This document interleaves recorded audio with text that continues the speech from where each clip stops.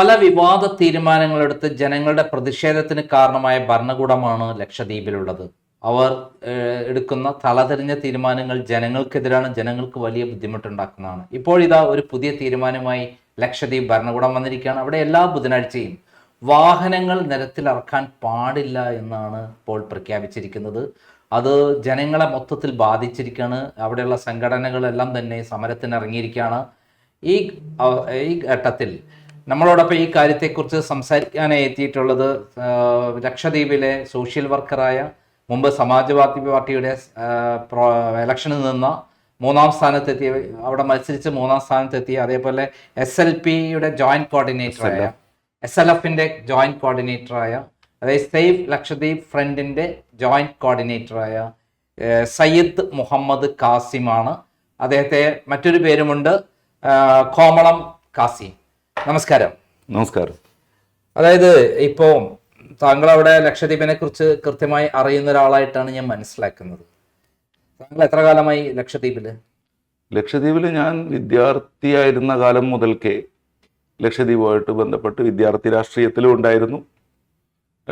PDCയിലൊക്കെ പഠിച്ചിരുന്ന സമയത്ത് LSA, അന്ന് LSAയിലായിരുന്നു, സേവ് ലക്ഷദ്വീപ് സ്റ്റുഡൻസ് അസോസിയേഷൻ എന്ന് പറഞ്ഞിട്ട് ഒരു സ്റ്റുഡൻസ് വിങ് ഉണ്ടായിരുന്നു. അതിലാണ് മത്സരിച്ച് ഫസ്റ്റ് PDC റെപ്രസെൻറ്റേറ്റീവ് ഒക്കെ ആയിരുന്നു. അങ്ങനെ വിദ്യാർത്ഥി രാഷ്ട്രീയം മുതൽക്കേ ലക്ഷദ്വീപ് രാഷ്ട്രീയത്തിലുണ്ട്. എത്ര ജനസംഖ്യ ഉണ്ട് ശരിക്കും ലക്ഷദ്വീപ്? ഇപ്പോൾ നിയർലി 70,000 ഉണ്ടാവും. മൊത്തത്തിൽ അത്രയാണുള്ളത്? അത്രയല്ലേ ആയിട്ടുള്ളൂ. ഒരു 1 lakhന് താഴെ. 2011 സെൻസസിന് ശേഷം വന്നിട്ടില്ലല്ലോ. സമാജ്വാദി പാർട്ടി സ്ഥാനാർത്ഥിയായിട്ട് താങ്കൾ മത്സരിച്ചു, എത്ര വോട്ട് കിട്ടി ശരിക്കും? ശരിക്കും 488 വോട്ട്. അവിടുത്തെ റേഷ്യോ വെച്ച് നോക്കുമ്പോൾ ശരിക്ക് മേജർ 2 പൊളിറ്റിക്കൽ പാർട്ടികളുടെ ഇടയിൽ 3-ാം സ്ഥാനത്ത് വന്നത് നമ്മളായിരുന്നു. അന്ന് BJP മത്സരത്തിലുണ്ടായി, CPI ഉണ്ടായി. അതേപോലെ ഈ SLF എന്ന് പറയുന്ന ഒരു സംഘടന എന്താണ്? SLF എന്ന് പറഞ്ഞാൽ സേവ് ലക്ഷദ്വീപ് ഫോറം. ഈ ലക്ഷദ്വീപിന്റെ ഈ വിവാദ നിയമങ്ങളൊക്കെ പടച്ച് വരുന്ന ഒരു കാലഘട്ടം ഉണ്ടായി. 2020 മുതൽക്കാണ് ഡമൻഡ്യൂവിന്റെ ചാർജ് അഡ്മിനിസ്ട്രേറ്റർ ആയിരുന്ന പ്രഫുൽ കോട പട്ടേൽ അന്ന് ലക്ഷദ്വീപിന്റെ കൂടി അധിക ചുമതല കൊടുത്തുകൊണ്ട് ലക്ഷദ്വീപിലേക്ക് വരുന്നത്. മുമ്പ് നമ്മുടെ ഒരു ഗവർണർ അവിടെ വന്നിട്ട് മരക്ക മുറിച്ചുകൊണ്ടുപോയ ഒരു കഥയൊക്കെ മുമ്പ് കേട്ടിട്ടുണ്ട് ഞാൻ. വക്കം പുരുഷോത്തമനെ പറ്റിയിട്ടാണ് ഞാൻ പറഞ്ഞത്. അവിടെ തന്നെ അല്ലായിരുന്നു അപ്പൊ വിവാദം ഉണ്ടായത്? ആൻഡമാൻ നിക്കോബറിലാണോ?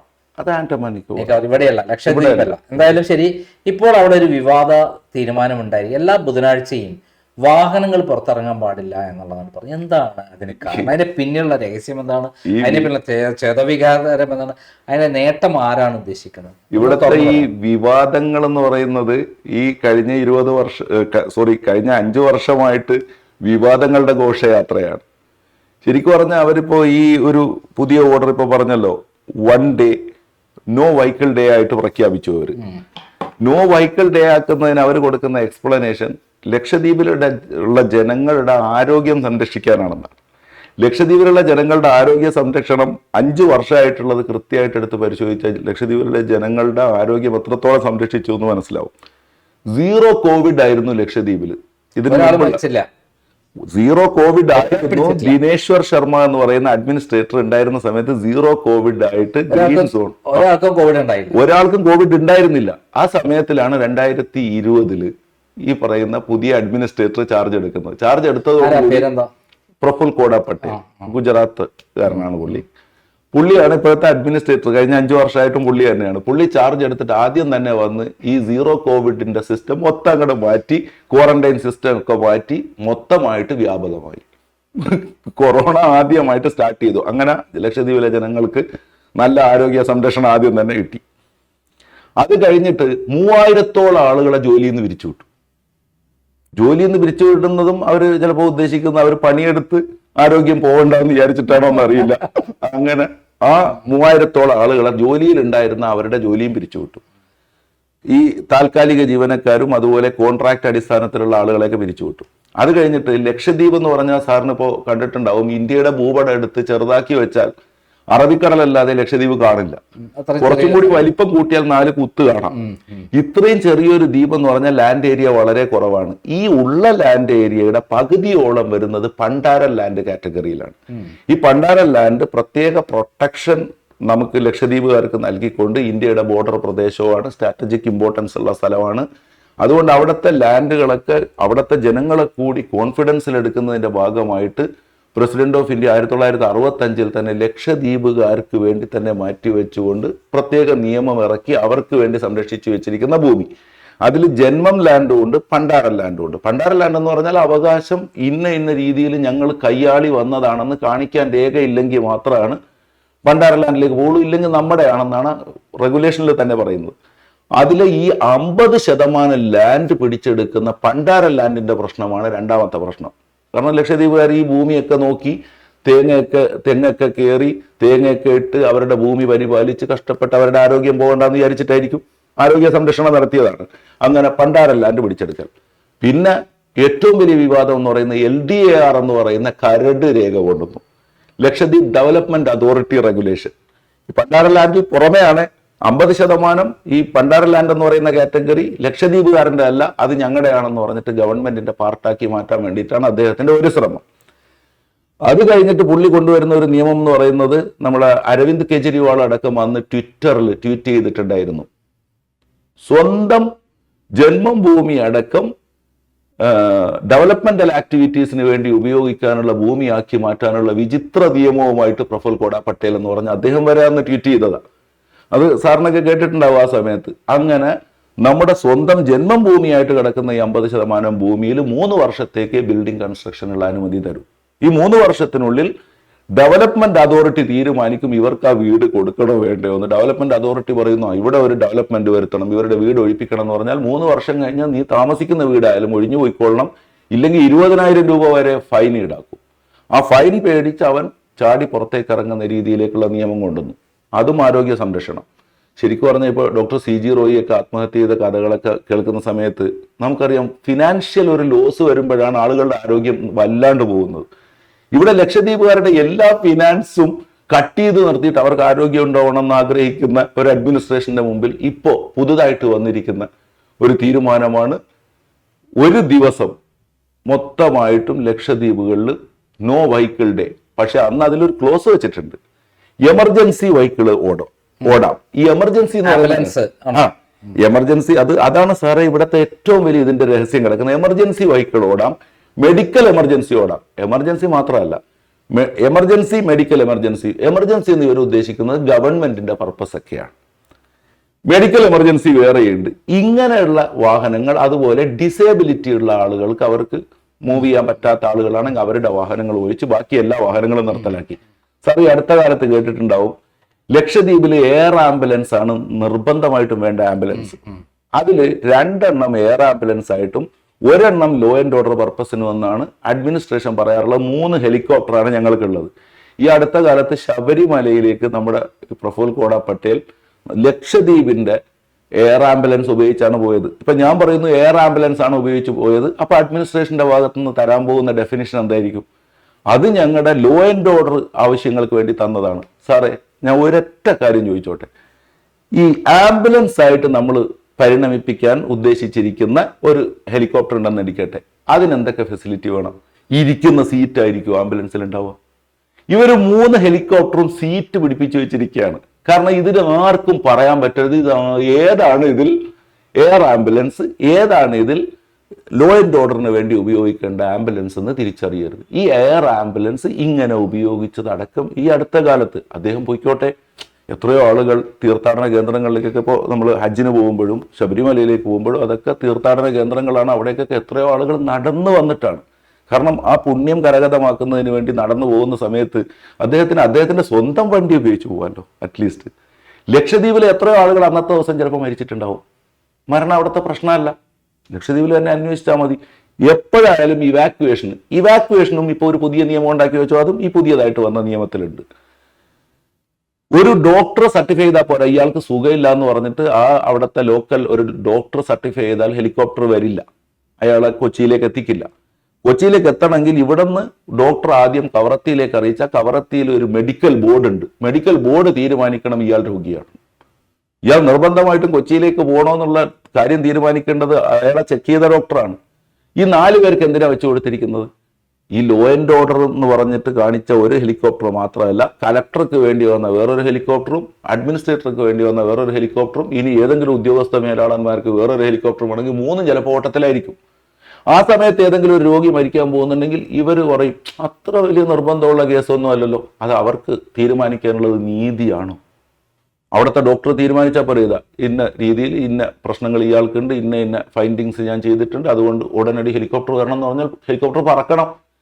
ആ എയർ ആംബുലൻസ് പോലും മിസ്യൂസ് ചെയ്യുന്ന ഒരു സ്ഥലത്താണ് ലക്ഷദ്വീപുകാരൻ്റെ ആരോഗ്യം സംരക്ഷിക്കാൻ വേണ്ടി ഈ ഓർഡർ ഇറക്കിയത്. ഇനി സാർ ഇവിടെ ശ്രദ്ധിക്കേണ്ട വേറൊരു മാറ്റർ എന്താണെന്നറിയോ? ലക്ഷദ്വീപുകളിൽ കഴിഞ്ഞ കാലങ്ങളിൽ അത്രയും സാറ് നോക്കിയിട്ടുണ്ടെങ്കിൽ മനസ്സിലാവും, സർബത്ത് കുപ്പിയിൽ കടയുടെ മുമ്പിൽ പെട്രോൾ വിൽപ്പന നടത്തുന്ന ഒരു പ്രദേശമാണ് ലക്ഷദ്വീപ്. ഇപ്പൊ ഈ അടുത്ത കാലത്തായിട്ടാണ് ഒരു 3 പെട്രോൾ പമ്പെങ്കിലും ഇപ്പൊ ഉദ്ഘാടനം കഴിഞ്ഞു. ഇപ്പോഴത്തെ അവസ്ഥയാണെങ്കിൽ നായ നടുക്കടലിൽ പോയാലും നക്കിയെ കുടിക്കൂ എന്നുള്ള അവസ്ഥയാണ്. പെട്രോൾ പമ്പ് വന്നിട്ട് റേഷനാണ് പെട്രോൾ. ഇത്രയും കുറച്ച് മാത്രം യൂട്ടിലൈസ് ചെയ്യുന്ന ഒരു പ്രദേശത്ത് ആകെ ഈ പെട്രോളും ഡീസലും ഒക്കെ ഉപയോഗിച്ച ആളുകൾ ആരെങ്കിലും, പെട്രോൾ ആണല്ലോ മെയിനായിട്ട് ബൈക്കിൽ ഉപയോഗിക്കുന്നതിന്റെ കാരണം ലക്ഷദ്വീപിൽ ഇപ്പോ എൻ്റെ ദ്വീപ് ആന്ത്രോത്ത് ദ്വീപ് ഒരു 8 കിലോമീറ്റർ ഉണ്ട് നീളം. അതുപോലെ കടമത്ത് ദ്വീപ് ഒരു 10-12 കിലോമീറ്ററിൻ്റെ അടുത്ത് വരും. മിനിക്കോയ് ദ്വീപ് നല്ല നീളമുള്ള ദ്വീപാണ്. അവിടുത്തെ വേറൊരു പ്രശ്നം എന്ന് പറഞ്ഞാൽ കല്യാണം കഴിച്ച് ഭാര്യ വീട്ടിലായിരിക്കും രാത്രി താമസിക്കുന്നത്. നേരം വെളുത്തു കഴിഞ്ഞാൽ ഉടനെ ഭർത്താവിൻ്റെ വീട്ടിലേക്ക് ഭാര്യയും ഭർത്താവും ഒക്കെ കൂടി ചിലപ്പോൾ ഇങ്ങോട്ട് വരും. എന്നിട്ട് ഇവിടെ നിന്നായിരിക്കും അവർ ജോലിക്ക് പോകുന്നത്. ഈ ഓട്ടം ഇവർക്ക് ഒഴിവാക്കാൻ പറ്റാത്ത ഒരു ഓട്ടം. ഒരൊറ്റ വീട്ടിൽ താമസിക്കുകയല്ല, പക്ഷെ ഇത് അങ്ങോട്ടും ഇങ്ങോട്ടും ഓടാനുള്ള ആവശ്യങ്ങൾ പോലും ഒരു ദിവസം തടസ്സപ്പെടുത്തുന്നതിലൂടെ ഉണ്ടാവാൻ പോകുന്നത് എന്താ? 3000-ഓളം ജോലിക്കാരെ പിരിച്ചുവിട്ട് ആരോഗ്യ സംരക്ഷണം നടത്തിയ നമ്മൾ ഈ 3000-ഓളം ആളുകൾ വഴിയാധാരമാകുമ്പോൾ അവർക്ക് എങ്ങനെയെങ്കിലും ജീവിക്കണ്ടേ? അവരിനി ആകെയുള്ളത് അവിടെ കുറച്ച് ബാക്കിയുള്ള തെങ്ങുകളും മീൻപിടുത്തവും ഒക്കെയാണ് അവരുടെ ജോലി. ഈ ജോലിക്ക് പോകുന്നവരുടെ ആരോഗ്യം സംരക്ഷിക്കാൻ വണ്ടി ഒരു ദിവസം നിർത്തിയതുകൊണ്ട് അവർ തെങ്ങ് കയറാനാണ് പോകുന്നത്. ഇത്ര ആരോഗ്യത്തോടു കൂടി തെങ്ങ് കയറി അതിന്റെ മുകളിൽ പോയിട്ട് തേങ്ങ ഇട്ട് വരുന്ന ആളുകൾക്ക് എന്തിനാ ഈ ബൈക്ക് നിർത്തേണ്ട കാര്യം? ഇതിന്റെയൊക്കെ പിന്നിലുള്ള ഒരു രഹസ്യം എന്ന് പറഞ്ഞാൽ ഇപ്പൊ അവർക്ക് മദ്യ നിയമം ആദ്യം തന്നെ കൊണ്ടുവന്നത് ഒന്ന് തുടക്കം തൊട്ടേ ഞാൻ പറയാം. ആദ്യമായിട്ട് പ്രഫുൽ ഗോഡ പട്ടേൽ വന്ന സമയത്ത് ഒരു ഓർഡർ ഇറക്കി, സ്കൂളുകളിൽ മിഡ് ഡേ മീൽസിന് ബീഫ് പാടില്ല, ബീഫ് ഒഴിവാക്കി. അപ്പൊ കുറച്ച് ചോദ്യങ്ങളൊക്കെ വന്നു. ഇവിടെ കേരളത്തിൽ തന്നെയുള്ള ഒരുപാട് പ്രമുഖ ചാനലുകാരും ഒരുപാട് ആളുകളെ വിളിച്ചിരുത്തി ചോദിച്ച സമയത്തൊക്കെ അതിനെ ന്യായീകരിക്കാൻ വരുന്നവരുടെ പ്രതികരണം ഉണ്ടായിരുന്നത് ഉച്ചക്ക് കുട്ടികൾ ഉറങ്ങിപ്പോകുന്നുണ്ട്, അപ്പൊ അവരുടെ ആരോഗ്യം സംരക്ഷിക്കാനാണ് ബീഫ് സ്കൂളുകളുടെ മെനുവിൽ ഒഴിവാക്കിയത്. അതിന്റെ രഹസ്യം നമ്മൾ അറിയുന്ന എപ്പോഴാണ്? ഒരു 6 മാസം തികഞ്ഞില്ല, ഒരു പുതിയ റെഗുലേഷൻ വന്നു. ആനിമൽ പ്രിസർവേഷൻ ലോ എന്ന് പറഞ്ഞിട്ട് ഒരു ലോ കൊണ്ടുവന്നു അവർ. അതിന്റെ കരട് രൂപം, ആ കരട് രൂപത്തിൽ പറയുന്നു ബുള്ളക്സ് എന്ന് പറഞ്ഞ ഒരു സാധനവും, ഈ കാറ്റഗറിയിൽ പെട്ടിരിക്കുന്ന ഒരു സാധനവും ലക്ഷദ്വീപിലേക്ക് അടുപ്പിക്കാൻ പാടില്ല. ലക്ഷദ്വീപിലേക്ക് ഇതിനെ ഡയറക്റ്റ് കൊണ്ടുവന്ന് ബുച്ചറിങ് നടത്താൻ പാടില്ല എന്ന് മാത്രമല്ല, ഇനി ബീഫ് ഇപ്പൊ കേരളത്തിൽ അവൈലബിൾ ആണ്. കേരളത്തിൽ നിന്നെങ്ങാനും ബീഫൊക്കെ വാങ്ങിയിട്ട് ദ്വീപിലേക്ക് എങ്ങാനും കൊണ്ടുപോയാലോ എന്ന് ഓർത്തിട്ട് ബീഫിന്റെ രൂപത്തിലുള്ള ഏതെങ്കിലും ഒരു സാധനം ബോട്ടിൽ സൂക്ഷിക്കുകയോ വിൽപ്പനയ്ക്ക് വേണ്ടി കൊണ്ടുവരികയോ വിൽക്കുന്നതിനോടുള്ള ഉദ്ദേശം വെച്ചുകൊണ്ടുള്ള എന്തെങ്കിലും കാര്യങ്ങളൊക്കെ ചെയ്തു കഴിഞ്ഞാൽ ജയിലിലാകുന്ന വകുപ്പ് കൊണ്ടുവന്നു. അതോടുകൂടി നമുക്കത് വെളിവായി പിള്ളേരുടെ ആരോഗ്യ സംരക്ഷണം ആയിരുന്നില്ല അതിൻ്റെ ഉള്ളിലുള്ള ഉദ്ദേശം. പിള്ളേരുടെ ആരോഗ്യ സംരക്ഷണമാണെങ്കിൽ ബീഫ് റെഡ് മീറ്റാണ്, ചൂര കഴിച്ചോളാണ് അവർ പറയുന്നത്. ചൂരയും റെഡ് മീറ്റാണ്, ആ റെഡ് മീറ്റ് അത് കഴിച്ചോട്ടെ, അതുകൊണ്ട് ഉറങ്ങിയ പ്രശ്നമില്ല, ബീഫ് കൊണ്ട് ഉറങ്ങിപ്പോകുന്ന പ്രശ്നം മാത്രമായിരുന്നു അവർക്കുണ്ടായിരുന്നത്. അങ്ങനെ പുതിയ അനിമൽ പ്രിസർവേഷൻ ലോ വന്നതോടുകൂടി നമുക്കത് ക്ലാരിറ്റി വന്നു. അന്ന് 4 ഡ്രാഫ്റ്റ് റെഗുലേഷൻ അവരിറക്കിയ 4 ഡ്രാഫ്റ്റ് റെഗുലേഷനും കേരള ഹൈക്കോടതിയുടെ മഹത്തരമായ ഇടപെടലിലൂടെ തന്നെ കൃത്യമായിട്ട് ലോക്ക് ചെയ്ത് വെക്കാൻ SLF എന്ന് പറയുന്ന സംഘടനയിലൂടെ തന്നെ അന്ന് സാധിച്ചിട്ടുണ്ട്. അത് കഴിഞ്ഞതിന് ശേഷം കുറെ കാലമായിട്ട് ഇവർക്ക് എവിടെയെങ്കിലേക്ക് ഇതൊരു തുടക്കം കുറിക്കണ്ടേ? ആ തുടക്കം കുറിക്കാൻ പറ്റാതെ നിൽക്കുന്ന സമയത്താണ് തുരുതുര ലക്ഷദ്വീപ് നിന്ന് ഓരോ കേസുകൾ, പണ്ടാരൻ ലാൻഡും ഡിസ്പ്യൂട്ടഡ് ആണ് ഇപ്പോൾ എല്ലാം. ഈ ഡിസ്പ്യൂട്ടൊക്കെ ഉണ്ടായിക്കൊണ്ടിരിക്കുന്ന സമയത്ത് അഡ്മിനിസ്ട്രേറ്റർക്ക് അദ്ദേഹം ഉദ്ദേശിച്ച വഴി കൂടി അങ്ങോട്ട് പോകാൻ പറ്റുന്നില്ല. അപ്പൊ അങ്ങനെ പോകാൻ പറ്റാണ്ടായപ്പോൾ അദ്ദേഹം ഇപ്പൊ കൊണ്ടുവന്നിട്ട് ഡാർക്ക് ബംഗ്ലാവുകളിലേക്ക് ടൂറിസം പർപ്പസിന് വേണ്ടി പഴയ കാലം തൊട്ടേ ബംഗാരം ദ്വീപിൽ കൊടുത്തിരുന്നു, അനുമതിയും കൊടുത്തിരുന്നു, അവിടെ മദ്യം ഉപയോഗിച്ചിരുന്നു. അത് ദ്വീപുകാരുള്ള സ്ഥലമല്ല, ഇത് ഇൻഹാബിറ്റഡ് ഐലൻഡ്സിലാണ് ഈ ഡാർക്ക് ബംഗ്ലാവ്സ് ഒക്കെ വരുന്നത്. എല്ലാ ഡാർക്ക് ബംഗ്ലാവുകളിലേക്ക് ഇപ്പോൾ വിളമ്പാൻ പോവുക. അതിനവർ പറയുന്ന ഉദ്ദേശം അതാണ് ഇവിടെ ഏറ്റവും കൂടുതൽ ശ്രദ്ധിക്കേണ്ട ഒരു സാധനം. അവർ പറയുന്നത് ദ്വീപുകാർക്ക് കൊടുക്കാതിരിക്കാൻ വേണ്ടിയിട്ട് കൃത്യമായിട്ട് അതിലൊരു ക്ലോസ് വെച്ചിട്ടുണ്ട് അത്രേ. ആ ക്ലോസിൽ പറയുന്നത് എന്താ, പെർമിറ്റ് ഹോൾഡർക്കാണ് കൊടുത്തതെന്ന് ഉറപ്പുവരുത്തണം. ഇവിടെ ആളുകളെ മൊത്തം ഡിസ്ക്രിമിനേറ്റ് ചെയ്തില്ലേ? കാരണം പെർമിറ്റ് ഹോൾഡർ എന്ന് പറഞ്ഞാൽ ഇന്ത്യക്ക് പുറത്തുള്ളവരെന്നല്ല, ഇന്ത്യക്കാരാണ്. ഇന്ത്യക്കാരായിട്ടുള്ള ബാക്കിയുള്ള എല്ലാവരും കുടിച്ചു നശിച്ചോട്ടെ, ലക്ഷദ്വീപ് വരെ കുടിപ്പിക്കാൻ വിടാതിരിക്കാൻ ഇവരാരാ? സാറിന് അത് മനസ്സിലാകുന്നുണ്ടോ? പെർമിറ്റ് ഹോൾഡർക്ക് കൊടുക്കാനുള്ളതാണ് അത്, ദ്വീപുകാർക്ക് കൊടുക്കാനുള്ളതല്ല. അങ്ങനെ മാറ്റുന്നതിലും അവർക്ക് പറയായിരുന്നല്ലോ. ഇപ്പൊ ജനങ്ങളെ പ്രതിഷേധം എത്രമാത്രം ശക്തമാണ്? ഭയങ്കര ശക്തമാണ്. പ്രത്യേകിച്ച് അവിടെ ആരാ ജയിച്ചത് കഴിഞ്ഞ വർഷത്തെ ലോക്സഭാ ഇലക്ഷനിൽ? കഴിഞ്ഞ പ്രാവശ്യം ഇപ്പൊ നിലവിലുള്ളത് ഹംദുള്ള സയ്യിദാണ്. പാർട്ടി കോൺഗ്രസ് ആണ്. കോൺഗ്രസ് അവർ തന്നെയാണ് ശക്തി. അവരാണ് ഇപ്പോ നിലവിലുള്ള MP. നേരത്തെ ഉണ്ടായിരുന്നത് മുഹമ്മദ് ഫൈസൽ ആയിരുന്നു. ഈ പ്രഫുൽ പട്ടേലൊക്കെ വരുന്ന സമയത്തുള്ളത് ഫൈസൽ ആയിരുന്നു. അതാണ് ഫൈസൽക്ക് അറസ്റ്റും കാര്യങ്ങളൊക്കെ ഉണ്ടായല്ലോ. കാരണം ഫൈസൽ ശക്തമായിട്ട് ഇതിനെ എതിർക്കാൻ ശ്രമിക്കുമ്പോൾ ഓട്ടോമാറ്റിക്കലി തിരിച്ചടി കിട്ടും. ആ തിരിച്ചടി ധാരാളമായിട്ട് കിട്ടിയിട്ടുണ്ട്. അന്ന് രാഹുൽ ഗാന്ധിയുടെയൊക്കെ ഇഷ്യൂ വരുന്നതിന് തൊട്ടു മുമ്പ് ഫൈസലിന്റെ ഇഷ്യൂ ആയിരുന്നു. എന്തായാലും ഈ പ്രശ്നത്തിന് ഒരു പരിഹാരം അവിടെ ജനങ്ങളുടെ അജിറ്റേഷൻ കൊണ്ട് ഉണ്ടാവാൻ സാധ്യതയുണ്ടോ? ഒരു സാധ്യതയില്ലല്ലോ. കാടൻ പരിഷ്കാരങ്ങളും കാടൻ ആയിട്ടുള്ള ഭരണവുമാണ് അവിടെ നടത്തുന്നത് എന്നാണ് താങ്കൾ പറയുന്നത്. തീർച്ചയായും ബീഫ് കഴിക്കുക എന്നാണ് ഒരാളുടെ മനുഷ്യന്റെ അവകാശമാണ്. ബീഫ് കഴിക്കണോ വേണ്ടേ എന്നുള്ളത്, ഏത് ഭക്ഷണം കഴിക്കണം, ഏത് വസ്ത്രം ധരിക്കണം, സഞ്ചരിക്കാനുള്ള ഇതൊക്കെ മനുഷ്യന് ഭരണഘടനാപരമായി സ്വാതന്ത്ര്യം നൽകുന്നതാണ്. ആർട്ടിക്കിൾ 21 വയലേഷനാണ് അവിടെ നടത്തുന്നത്. അത് ഇന്ത്യയിലെ എല്ലാ ജനങ്ങൾക്കും അധികാരപ്പെട്ട ആർട്ടിക്കിൾ 20 ഏറ്റവും ഗുരുതരമായ വയലേഷനാണ് നടക്കുന്നത്. ഇനിയിപ്പോൾ ഇതിന്റെ പിന്നിലുള്ള എന്താണ് ഇതിന്റെ ബിസിനസ്? ശരിക്കും ഈ ബുധനാഴ്ചയുള്ള ഈ പ്രശ്നത്തിന്റെ യഥാർത്ഥ ബിസിനസ് ഇവരുടെ പ്രധാന, ഞാൻ പറഞ്ഞില്ലേ, കുറെ കാര്യങ്ങളിൽ അവർക്ക് ഹിഡൻ പോളിസീസ് ഉണ്ട്. ലക്ഷദ്വീപിലെ ടൂറിസത്തിന് നേരത്തെ ഒരു പോളിസി ഉണ്ടാക്കി വെച്ചിരുന്നു. ലക്ഷദ്വീപിൽ നേരത്തെ ഉണ്ടായിരുന്ന പോളിസി എന്ന് പറഞ്ഞാൽ ലക്ഷദ്വീപിൽ ലിമിറ്റഡ് ലാൻഡേ ഉള്ളൂ. അതുകൊണ്ട് ലക്ഷദ്വീപിലുള്ള സ്റ്റേക്ക് ഹോൾഡേഴ്സിനെ അടക്കം ഉൾപ്പെടുത്തിക്കൊണ്ട് അൺഇൻഹാബിറ്റഡ് ഐലൻഡിൽ ടൂറിസം, ഇൻഹാബിറ്റഡ് ഐലൻഡിലാണെങ്കിൽ അൺഇൻഹാബിറ്റഡ് പ്ലേസിൽ ടൂറിസം. ഈ ടൂറിസത്തിന് ഉള്ള വകുപ്പുകളൊക്കെ ലക്ഷദ്വീപുകാരായിട്ടുള്ള ആളുകൾക്കടക്കം എല്ലാവർക്കും തുറന്നു കൊടുത്തുകൊണ്ട് നല്ല രീതിയിലുള്ള ഒരു ടൂറിസം പോളിസി അതാണ് ഉദ്ദേശിച്ചിരുന്നത്. പക്ഷെ ഇന്ന് വന്ന ഭരണകർത്താക്കളുടെ, പ്രത്യേകിച്ച് പ്രഫുൽ പട്ടേലിനെ പോലുള്ള ആളുകൾ കൃത്യമായിട്ട് കോർപ്പറേറ്റ് ഭീമന്മാരുടെ അച്ചാരത്തിലാണ് അവിടെ വന്നെത്തുന്നത്. അതുകൊണ്ട് തന്നെ അവർക്ക് വേണ്ടി സൗകര്യങ്ങൾ ഒരുക്കാൻ ലക്ഷദ്വീപിലെ ട്രൈബൽ കമ്മ്യൂണിറ്റിയെ മൊത്തം പുകച്ചു പുറത്തിയാടിക്കുക എന്നുള്ള കൃത്യമായ അജണ്ടയുടെ ഭാഗമാണ്. ട്രൈബൽ കമ്മ്യൂണിറ്റീനെ അവിടുന്ന് പുകച്ച് ചാടിക്കാൻ വേണ്ടിയിട്ടാണ്. ചാടിക്കാനെന്ന് ഉറപ്പല്ലേ? കാരണം അവർക്കുള്ള അവരുടെ ജീവിതം അവരവിടെ നയിച്ചു കൊണ്ടുപോകുന്ന ആകെ തെങ്ങ് കൃഷി, മീൻപിടുത്തമാണ് അവിടുത്തെ ട്രഡീഷണൽ വരുമാനം. അതിൽ തെങ്ങ് കൃഷി എന്ന് പറയുന്നത് ഒരു അൺലിമിറ്റഡ് റിസോഴ്സ് അല്ല, ലിമിറ്റഡ് റിസോഴ്സ് ആണ്. കാലങ്ങൾ കഴിയും തോറും ജനപ്പെരുപ്പം കൂടി വരുന്നു, വീടുകൾ കൂടും, കൃഷിഭൂമി കുറയും, തെങ്ങിന്റെ അളവ് കുറയും. മീനാണെങ്കിൽ നമുക്കൊരു വാസ്റ്റ് ഏരിയ ടെറിട്ടോറിയൽ വാട്ടർ ഉണ്ട്, അതുകൊണ്ട് ഒരു അൺലിമിറ്റഡ് റിസോഴ്സ് ആണ്. പിന്നെ വരുന്ന ഒരു പുതിയ റിസോഴ്സ് എന്ന് പറയുന്നത് ടൂറിസം. ഈ ടൂറിസത്തിലാണ് ഒരു അൺലിമിറ്റഡ് റവന്യൂ ജനറേറ്റ് ചെയ്യാൻ പറ്റുന്ന ഒരു സാധനം. അത് മൊത്തമായിട്ട് ലക്ഷദ്വീപുകാരൻ്റെ മുകളിലേക്കാണ്. ഇപ്പോൾ സാറ് കഴിഞ്ഞ ഒരു ഇന്റർവ്യൂവിൽ ഞാൻ തന്നെ സംസാരിച്ചിട്ടുണ്ടായിരുന്നു. അതിൽ വരെ കൃത്യമായിട്ട് പറഞ്ഞിട്ടുണ്ട്, ഈ ടൂറിസം നടത്താൻ വേണ്ടിയിട്ട് അവരുണ്ടാക്കുന്ന പുകമറകളാണ് ഈ കാര്യങ്ങളൊക്കെ അവരുടെ മുമ്പിൽ ആകെയുള്ളത്. അതായത് മദ്യം മാത്രമാണോ ടൂറിസത്തിന്റെ പേരിൽ ഇറങ്ങുന്നത്? മറ്റെന്തെങ്കിലും മദ്യം ഇറക്കി ടൂറിസം നടത്തുക. പിന്നെ അവരുടെ പൊളിറ്റിക്കൽ ആയിട്ടുള്ള ചില അജണ്ടയുടെ ഭാഗമാണ് ഇപ്പൊ കേരളത്തിൽ നടന്നുകൊണ്ടിരിക്കുന്ന ചർച്ച. കേരള സ്റ്റോറി 2 ഇറങ്ങാൻ പോകുന്നതിന്റെ ആണല്ലോ. അവിടെയും കിടക്കുന്നത് കേരളത്തിൽ വന്നിട്ട് ബീഫ് കുത്തിക്കേറ്റി എന്ന് പറഞ്ഞിട്ടാണ് പ്രശ്നം. അത് സത്യത്തിൽ കേരളത്തിലാണ് കഴിച്ചിട്ടുണ്ടാവില്ല, അങ്ങനെ ഒരു സംഭവം. എന്നും വിവാദത്തിലുള്ള ലക്ഷദ്വീപില് ഇപ്പോൾ കൊണ്ടുവന്നിരിക്കുന്ന അത് ഏറ്റവും പുതിയ കാടൻ കാടൻ പ്രശ്നമാണ്. നമ്മുടെ പെട്രോളും ഡീസലും വാഹനം ഇറക്കാൻ പാടില്ല. വാഹനം ഇറക്കാൻ പാടില്ല. അവർ ഇതിലൂടെ ഉദ്ദേശിക്കുന്നത്, ശരിക്കും പറഞ്ഞ ഇതിന്റെ റിസൾട്ട് എന്തായിരിക്കും സാറേ? നമ്മളൊന്ന് വെറുതെ ഒന്ന് ഊഹിച്ചു നോക്കിയാൽ നമുക്ക് മനസ്സിലാവും. ഇവിടെ ഹർത്താൽ നടക്കുന്നു, ബന്ദ് നടക്കുന്നു. ബന്ദിന്റെ ദിവസം നമ്മൾ സാധാരണ എന്താ ചെയ്യുക? ബന്ദിന്റെ ദിവസം രാവിലെ തന്നെ നമുക്ക് ഉണർന്നിട്ടുണ്ടെങ്കിൽ തൊട്ടടുത്താണ് റോഡെങ്കിൽ നമ്മൾ ജനലിൽ കൂടി ഒന്ന് നോക്കും, വണ്ടികൾ പോകുന്നുണ്ടോ എന്ന്. ഇല്ലെങ്കിൽ കവലയിലുള്ള അന്തപ്പേട്ടനെ ഒന്ന് വിളിച്ച് ചോദിക്കും, അന്തപ്പേട്ട വണ്ടി ഓടുന്നുണ്ടോ? വണ്ടി ഓടുന്നുണ്ടെങ്കിൽ നമ്മൾ പുറത്തിറങ്ങും, ഇല്ലെങ്കിൽ വീണ്ടും കിടന്നുറങ്ങും. നമ്മളുടെ ജോലി ഉണ്ടോ അന്നത്തെ ദിവസം? പ്രഫുല്ല പട്ടേൽ ഇത്രയും ഒരു നീതിമാനല്ലാത്ത, ശരിക്കും നിയമങ്ങൾ അറിയാത്ത, ഇന്ത്യൻ ഭരണഘടന അനുസരിച്ചുള്ള അവകാശങ്ങൾ കൃത്യമായി അറിയാത്ത, അവർക്ക് ഇഷ്ടപ്രകാരം ഏകാധിപത്യം നടത്തുന്ന ഒരാളായിട്ടാണ് ഇതിൽ നിന്ന് മനസ്സിലാക്കുന്നത്. അധികം അവിടെ ഉണ്ടാവും നേരം. അദ്ദേഹമാണ് ഏറ്റവും കൂടുതൽ കാലം ഇപ്പോൾ ഉണ്ടായതും. അതാണ് അതിന്റെ ഏറ്റവും വലിയ കേന്ദ്ര ഗവൺമെന്റിന്റെ സപ്പോർട്ടാണ്.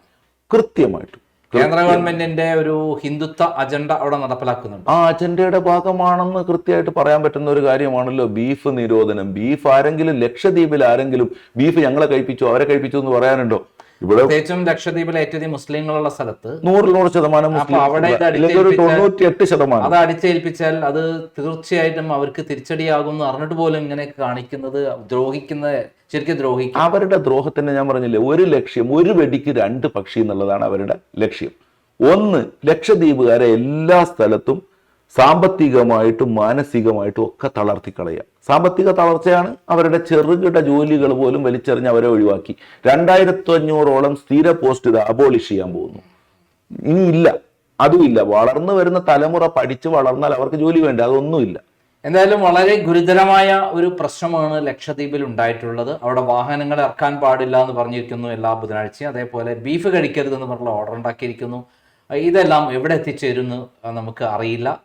ഇന്ത്യൻ ഭരണഘടന അനുശാസിക്കുന്ന സ്വാതന്ത്ര്യം പോലും നിഷേധിച്ചുകൊണ്ടാണ് അവിടുത്തെ ഭരണത്തിലിരിക്കുന്ന ശ്രീ പ്രഫുല്ല പട്ടേൽ ഇത്തരം ക്രൂരതകൾ കാണിക്കുന്നത് എന്നുള്ളതാണ് സത്യം. നന്ദി, നമസ്കാരം.